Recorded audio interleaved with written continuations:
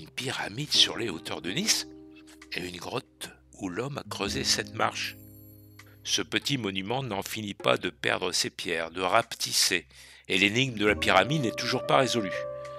Et la Boma Ratapignata, la grotte aux chauves-souris, émerveille les touristes et les curieux. Tous les deux sont chargés d'une histoire, bien sûr. La pyramide de Falicon et la grotte de Ratapignata font partie des monuments les plus énigmatiques de la Côte d'Azur. Le village de Falicon domine les hauteurs de Nice.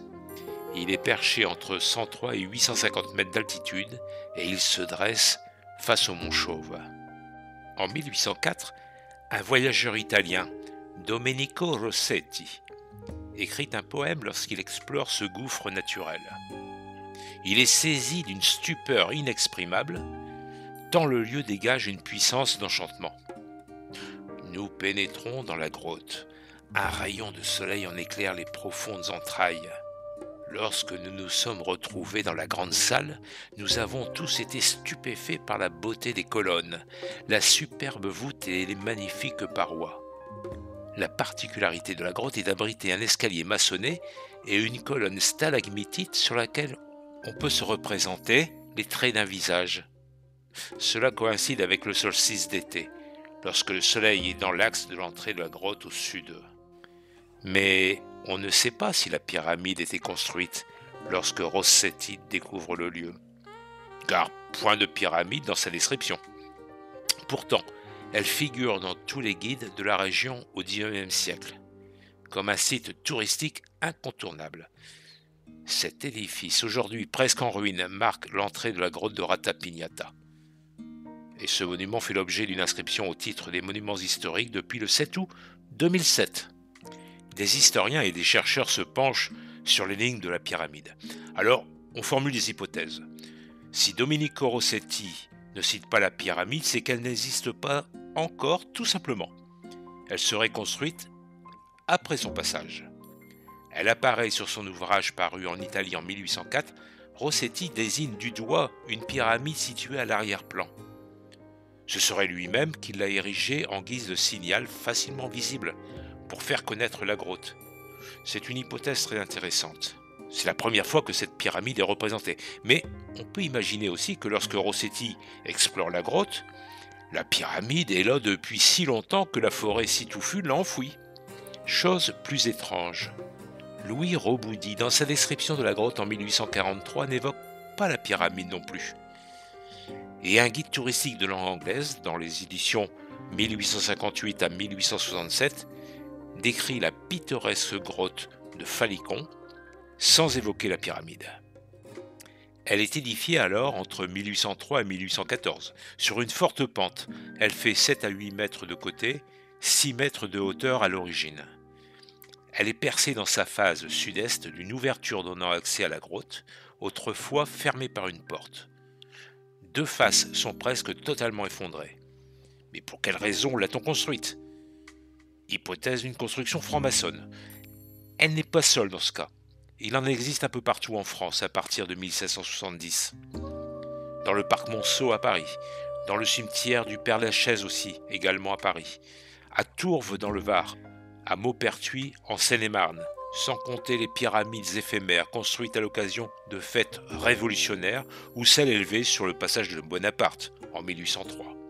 Les pyramides antiques de France ont donné naissance à des légendes. La pyramide de Vienne était considérée au Moyen-Âge comme le tombeau de Ponce Pilate, la pyramide de Couard, près d'Autun, comme celui du druide Divitiacus. La pyramide de Pourrières dans le Var, dont il ne reste plus que la base, est un monument lié à la campagne de Caius Marius en Provence en 102 après Jésus-Christ. Pour la grotte, on a une description très précise dès le XIXe siècle. L'excavation naturelle dans laquelle on descend par une échelle de corde s'étend sur plusieurs salles. La première est une vaste rotonde de 22 mètres sur 15 mètres, au centre de laquelle s'élève une énorme stalagmite semblable à une statue. Puis une autre gigantesque stalactite, formée à partir du plafond, prend des airs de colonnes creusées dans la roche.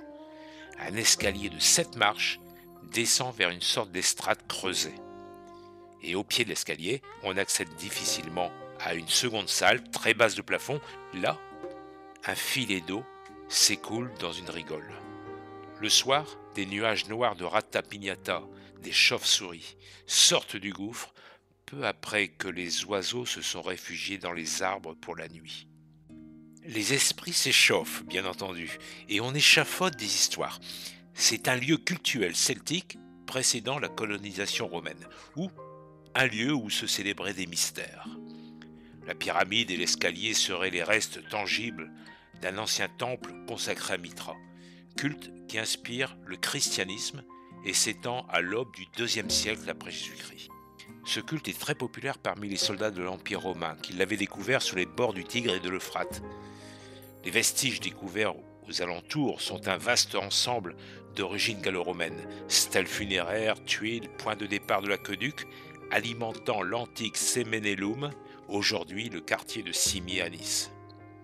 Le culte de Mitra se déroulait toujours dans les sanctuaires édifiés à proximité ou à l'intérieur de grottes. Et la pyramide de Phalicon domine l'ouverture d'un gouffre, la grotte de Ratapignata. Cela ne suffit pas à calmer les ardeurs des chercheurs. On tente de relier Templiers, grottes et pyramides. Certains penchent en faveur d'une présence des Templiers sur les lieux. Ils se fondent sur la découverte, à proximité de la grotte, d'un tunnel souterrain relié à un puits comblé et s'appuient sur une légende. Les Templiers qui ont occupé la Bastide voisine connaissaient l'existence d'un souterrain menant à une salle du gouffre et y ont enfoui un butin. Le mystère demeure. Pour la Direction régionale des affaires culturelles, les choses sont bien plus simples qu'elles n'y paraissent.